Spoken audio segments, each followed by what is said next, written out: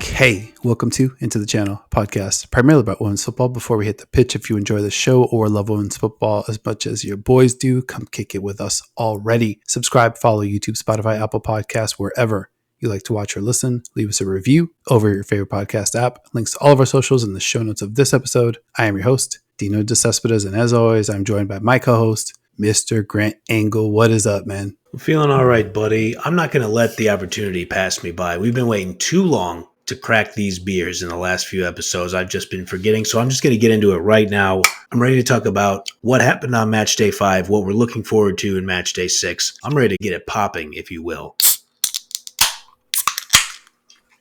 Consider it popped. Cheers to you, my good man. Cheers to you as well. All right, match day 5 in the books. Match day 6 right around the corner here. We're recording this Sunday night, and we've got Champions League action this week, Tuesday and Wednesday. Mr. Grant Engel, where do you want to get started? Let's get started with Group B. I think we should probably talk about the matches with real stakes on the final day here. Real Madrid versus Chelsea. A couple of small, plucky underdog clubs going at it once again in the Champions League. All right, so let's start with the tiebreaker. Okay, so Chelsea right now, they're sitting on 15 points. Real Madrid is sitting on 12 points. Obviously, in the first match of the group stage, Chelsea defeated Real Madrid 3-2 in London. What does this mean? Let's just say lightning strikes, and not to undervalue Real Madrid, but Chelsea, we all know, is a juggernaut. They're one of the juggernaut of juggernauts in this sport. Let's just say Real Madrid gets a 1-0 victory versus Chelsea on match day 6. That would draw them level on 15 points in Group D. And then we go to the first tiebreaker. That's points head-to-head. That would be 3-3. The second tiebreaker, goal difference head-to-head. They'd be tied. They'd be level on 0. Then we go to the third tiebreaker. That would be goals scored head-to-head. And they would be tied at 3 each. And so now we get to our first piece here. If Real Madrid can win by multiple goals, they'll win the group. Okay, makes sense. How else did they get in? All right, this is where we get real interesting. The fourth tiebreaker is finally we get to the traditional goal differential in all group stage matches.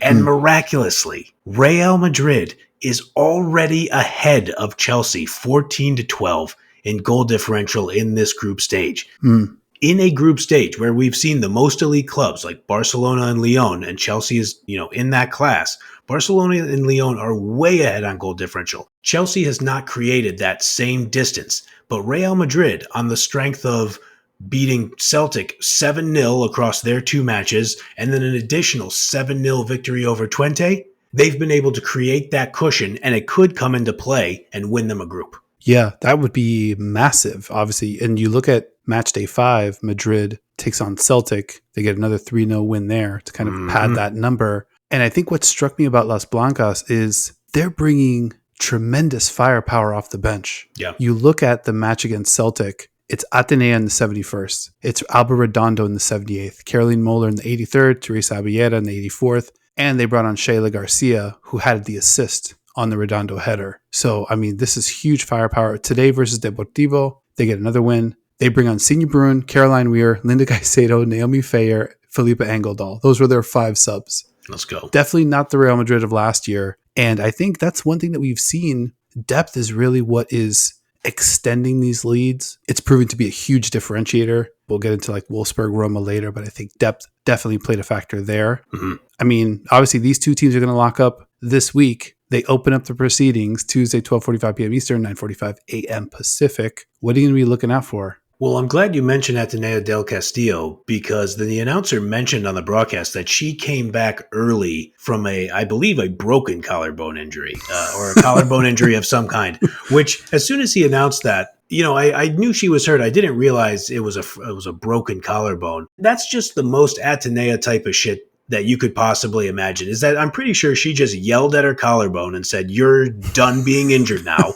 I'm going to go out and play football." And you think about the way Naomi Feyer has played. She's looked really good on that right wing. So now it's like they've had this opportunity to kind of develop a little extra depth, a little more trustworthy depth up front. And like you said, I think that could play a role. But man, those Chelsea Blues, they can look like a flying death machine at times. Although, little bit of a wobble here recently, if we can call it, maybe not a wobble, but at least a little hiccup maybe the first one we've seen under this Bon Pastor regime. I'm so happy that you brought up Bon Pastor because I feel like this is her first real test at Chelsea.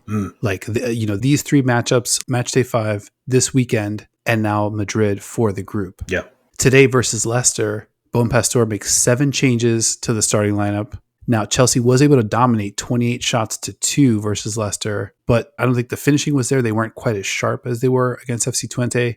They still have a shot to be one of 3 teams to clear the group stage undefeated. But I agree with you. I think outside of Vika Kaptein, who is working her way into the special category, just like must-watch category, especially for such a young player, I agree with you. I think Chelsea might be gettable on this day. I'm not sure exactly where my head's at with regard to this one, but I wouldn't be shocked. I think I'll take that same tact. I would not be shocked if compelled to bet on it, even though I don't think it would be great value. I would bet on Chelsea to win, even in Madrid. I like that you brought up kind of the lack of finishing and some of the sharpness. I realize they beat Twente 6-1, but in that opening goal, when Cat Macario and Myra Ramirez are running at the defense, which, by the way, is a terrifying prospect for any defense, Macario actually misses the first pass that would have played Ramirez in one-on-one with the keeper. So then Ramirez kind of has to reset, get it back outside to Cat Macario, but then she just makes the magic happen off the bounce. An unbelievable demonstration of skill. But there was that little piece of me that was just like, okay, well, they missed the pass. I think you would like that could have been a little bit sharper. Obviously, nobody's arguing with the result. She still has incredible quality to score it. But, those little missed passes, when you're playing Champions League football against the elite of the elite teams, no disrespect to FC Twente, they just seem not to be there yet. That kind of stuff could come back to bite you. Yeah, man, I get it, Mr. Grand Angle. Not that impressed. Yeah, come on, Cat Macario. That goal wasn't nearly impressive enough. Oh, my God. Unbelievable. And then you get Myra Ramirez scoring with a ball that traveled, 50, 55 air yards. Just chipping the keeper from, a great distance away. And then Aaron Cuthbert, whose goal also traveled 55 air yards, but it's because it went 20 yards in the air and down 20 yards. That one was funny. Yeah, Chelsea on point. That Macario Ramirez 2-headed break, absolutely terrifying. I do think that Chelsea, thinking about what happened today versus Leicester, I really think that they missed Khadija Buchanan. No shade at Millie Bright or Natalie Bjorn, but I just think that they're kind of stuck. Not a lot of flexibility. I think Lucy Bronze has, obviously been huge in terms of an addition. Ashley Lawrence now getting into rhythm on the other side. But I don't know. Back to Real Madrid real quick.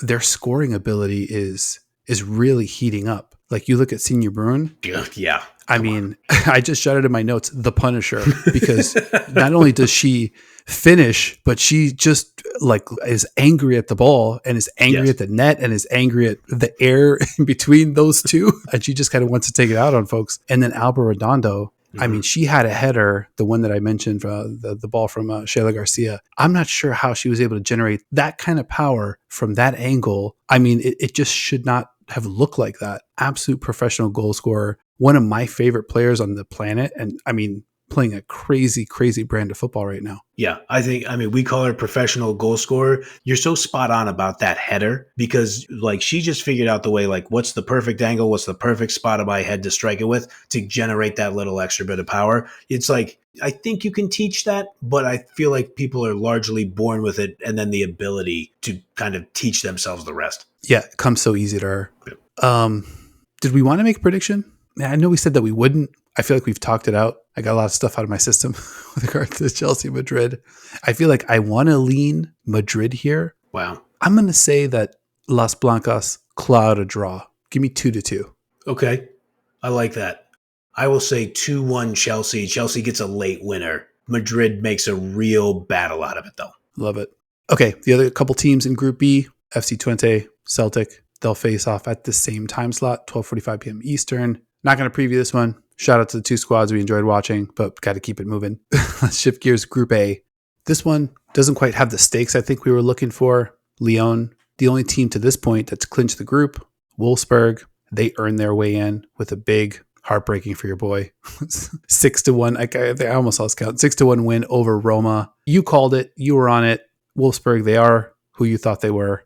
What was your main takeaway from this one? They obviously come out firing. They come out aggressive. Alex Pop gets the goal early, I felt, to kind of set the tone for the rest of the match. But, Roma, they are scrappy. They stay in it. They just, right now, are having a hard time turning defense into offense because the great Sophie Lawson, who is a freelance women's football writer, contributes work to ESPN. Please correct me if I'm missing some other outlets on there, because I'm guessing anybody who watches this program probably follows Sophie's work. But she had pointed out that it just feels like Roma, everything is, can we get the ball to Giacinti? Can we get the ball to Giuliano? Like, we just don't have a ton of players that are able to get the ball to and trust them to push the attack forward. I think that's something that they're just going to have to fix to make themselves a little more, to take that next step in the Champions League. I think it speaks to the depth point also. Yeah.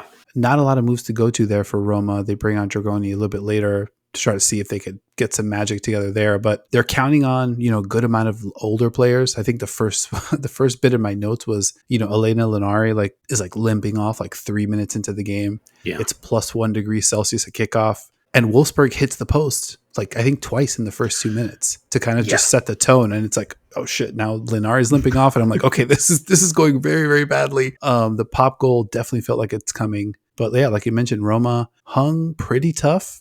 Giacinti does get the goal. Mm-hmm. We talked about that on last week's show. Okay, Roma would have the firepower to defend a little bit, claw their way back into the game, which they did. But then, Lynette Bierenstein, she gets off the schneid, puts Wolfsburg up 2-1, and then they bring in, I don't know, we need a nickname. We definitely need a nickname. But that killer from Iceland, Svandis Jane Jones Dottir, let me do this real quick. Apologies to the legend, Julie Foudy. We learned from DAZN's Michael McCann that Jones Dottir actually does mean John's daughter.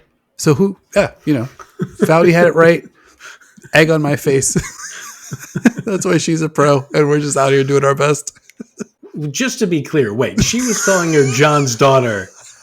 I'm not 100% certain she's aware of the Icelandic meaning, but you know what? Shout to the legend. She's one of the greatest of all time. But let's give her the benefit of the doubt. If you want to question Julie Foudy based on what we know and what we learned, you know what? Far be it from me. I don't want that smoke. Okay, that's fine. Sorry, Julie. Jones Dottir, meaning John's daughter. That's what you meant the whole time. Gotcha. All right, so Jones Dottir comes into the game, scores 4 goals. So in my notes, I've got 68, 85, 89, 90 plus 2, which upon just looking at it, it looks like one of those Apple's suggested passwords. It's just a random number. Unbelievable. Capitalizes on a Sissoko mistake, beats Sissoko again, shrugs off Saki Kumagai for a third one. Ooh. I mean, just looked unstoppable, just unstoppable. And real quick, they played Werder Bremen this weekend. We got a little glimpse of Bierenstein and Jones Dottir on the same break. Looked a little Myra Macario-ish. I think it had the same level of fear being induced looking at those players. Nice. Yeah. I mean, Bierenstein nets 2 against Werder Bremen today in Frauen Bundesliga.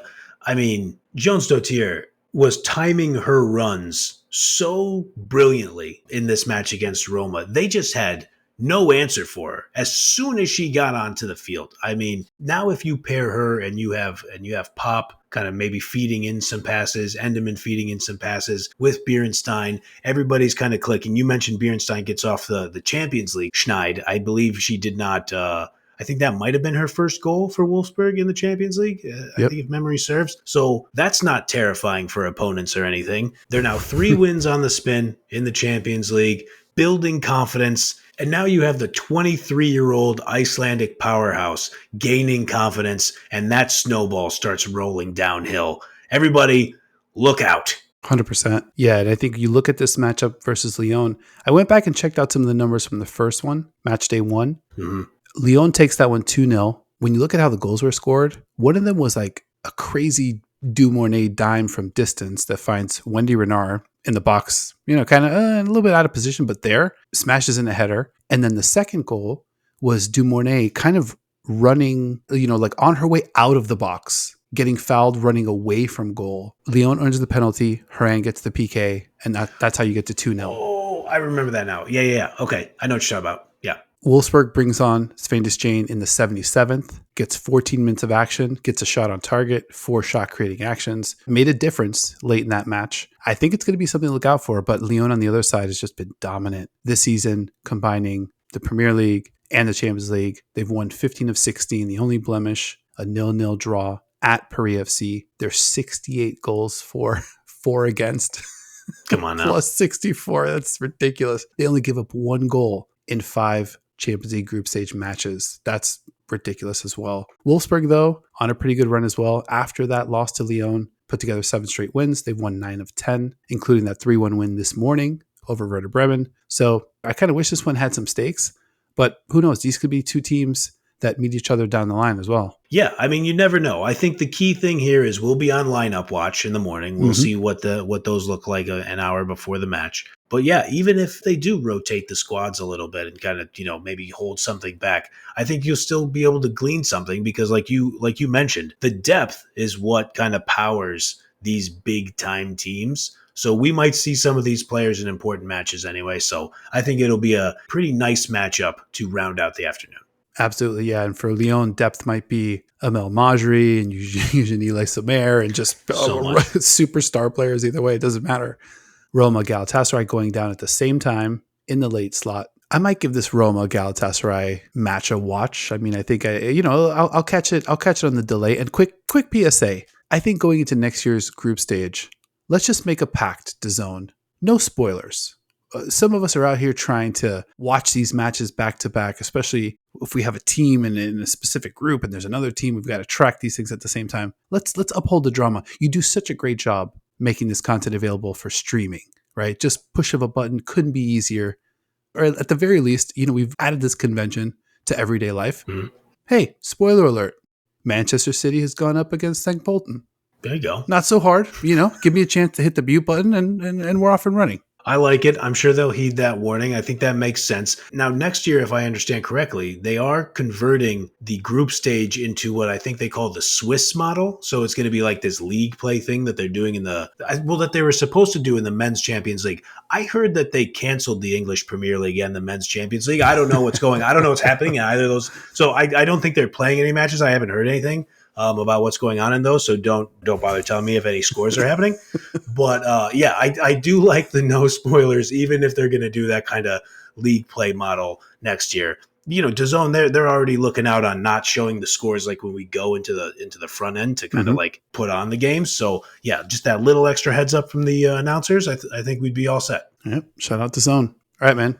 Anything else you want to hit before we get out of here? One thing, because I'm not going to let us leave without it. Just in case anybody forgot, please roll the tape of me predicting 3 straight Wolfsburg victories back when they were 0-2 in the group stage. I'm here to tell you. The Wolfsburg Revenge Tour starts on match day 3. They're going to win both matches versus Galatasaray. That'll get them to 6, and then they're going to beat Roma, and they're going to get to 9. No. I'm making the prediction right now. They're going to rattle off 3 wins in a row in this tournament and get to 9 points, and then anything can happen from there. Boom. Nailed it. There it is. Well-deserved victory lap. This is not easy to do. We're embarrassing ourselves week in, week out here. We get to celebrate a little something when we get something right. And according to our Twitter poll, I think, 46% of the audience maybe agreed with you. It wasn't a slam dunk by any sense of the word. Quick programming reminder. Part 2 will be coming up probably today, probably tomorrow, but definitely after this episode, where we'll be looking at Wednesday's Champions League Matchday 6 matchups. We'll follow that up next week with our best 11s of 2024. Have you started that, by the way? The research has begun. I do not know if my 11 is set yet. I don't feel like my 11 is set. I have names, but I still have some people floating out there. I'm like, you should probably be in there. Yeah, tough exercise. I've got a first draft of the 11 that I think very much could change. But super excited about that episode. And another reminder, February 7th, we'll be live on YouTube after the UEFA Women's Champions League quarterfinal draw. So make sure you're subscribed so you can join us for that. All right, man, I think we did it. It's been another episode into the channel. Sincere thank you for watching, listening, following, liking, subscribing, just plain hanging out with your boys. And remember to like if you liked and subscribe or follow into the channel, YouTube, Spotify, Apple Podcasts, or wherever you like to watch or listen. Leave us a review over your favorite podcast app. Links to all of our socials in the show notes of this episode. And a big thank you to my co-host as well, Mr. Grand Angle. He's got his mind on his Wi-Fi. He's locked in. Match day 6. Here we go. I appreciate you, man. Everything's working over here, buddy. I appreciate you as well. We'll be ready to go. We'll be ready to watch the matches with all of you. Thank you for rocking with us, and we will see you all next time.